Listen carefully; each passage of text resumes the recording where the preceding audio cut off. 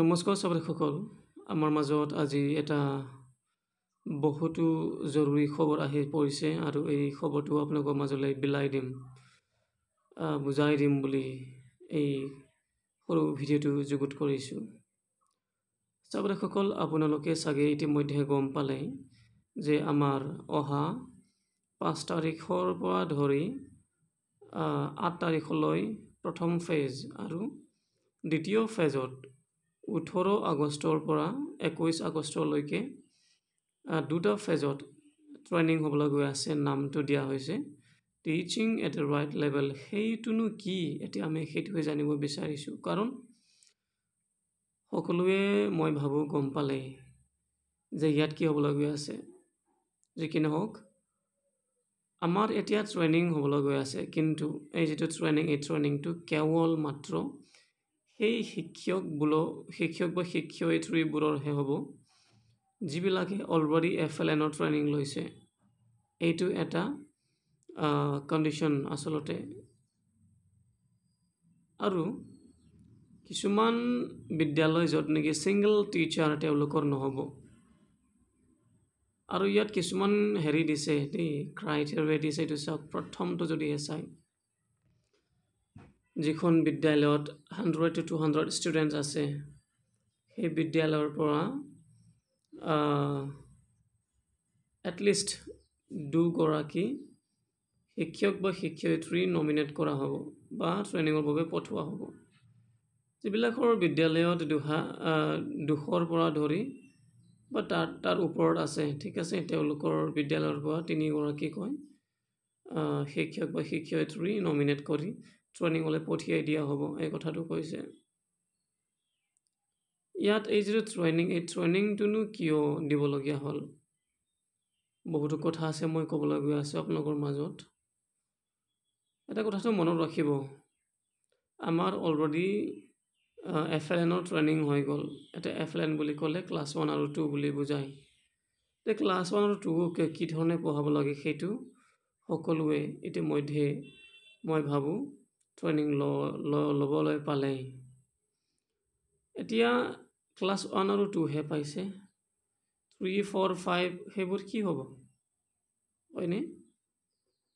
এই 3, 4, 5ত মানে এটা লেভেলত পঢ়াব লাগিব নহয় জানো? যেনেকৈ ক্লাছ 1, ক্লাছ 2 এটা লেভেলত পঢ়াবলৈ FLN আছিলে, ঠিক তেনেকৈ এই ক্লাছ 3, 4, 5তো মানে যিটো লেভেলত এই ল'ৰা বা ছোৱালীবিলাকক বা শিক্ষাৰ্থীবোৰক শিকাব লাগে, পাঠদান কৰিব লাগে, সেই পাঠদানটো আমাৰ ডিপাৰ্টমেণ্টে, এডুকেশ্যন ডিপাৰ্টমেণ্টে হৈছে বুলি ভবা নাই, বা যদিও হৈছে কিছুমানত, বহুততে হোৱা নাই। গতিকে এই যিটো টিচিং, এইটো ইফেক্টিভ কৰিবলৈ বা ফলপ্ৰসূ কৰিবলৈ এটা ট্ৰেইনিং এতিয়া সকলো বিদ্যালয়বোৰৰ বাবে, সকলো ডিষ্ট্ৰিক্টলৈ এই ট্ৰেইনিংটো দিয়া হ'ব। কথাটো সেইটোৱেই, আপোনালোকক মই ক'লোৱেই, যিবোৰ ক'বলগীয়া আছিলে এয়া নহয় জানো? সকলো বিদ্যালয়ৰ পৰা কিমান গৰাকীকৈ দিয়া হ'ব এইটো গোটেইটো লিখা আছে।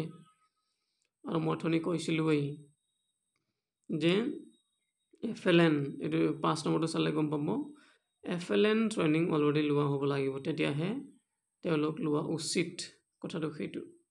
আৰু বহুতো লিখা আছে ইয়াত যে তেওঁলোকে ট্ৰেইনিংটো ল'বলৈ মন কৰা হ'ব লাগিব বুলি কৈছে। সেইটো অৱশ্যে প্ৰাইমেৰী নহয়, কণ্ডিশ্যন নহয়, আমি এইটো বুজিব পাৰোঁ। এতিয়া সেইটো ট্ৰেইনিং লোৱাৰ পাছত কি কৰিবলগীয়া হ'ব পাৰে সেইটোৱেই, বা কি দায়িত্ব হ'ব আচলতে এতিয়াও আছে। আমাৰ যিটো কমিউনিটি মেম্বাৰবোৰ, SMC মেম্বাৰবোৰ নহয় জানো, বা পেৰেণ্ট বডি, তেওঁলোকৰ লগত যোগাযোগত থাকিব লাগিব, সংযোগত থাকিব লাগিব। কিয় আপোনালোকে গম পায় যে শিক্ষাৰ্থীবোৰক কি ধৰণে পঢ়ালে, শিকালে, ঠিক আছে, কি ধৰণে পাঠদান কৰিলে তেওঁলোকক ভালদৰে শিকাই মানে ফলপ্ৰসূ কৰিব পাৰি, সেইটো আমি ডিছকাশ্যন কৰিব পাৰোঁ নহয় জানো? কথাটো সেইটো। আৰু সেইবাবে এই যিটো teaching at the right level এই ট্ৰেইনিংটো অনা হৈছে আৰু সেইকাৰণে নামো দিয়া হৈছে এট দ্য ৰাইট লেভেল বুলি কৈছে teaching at the right level নামো বহুত ধুনীয়াকৈ থৈছে কিন্তু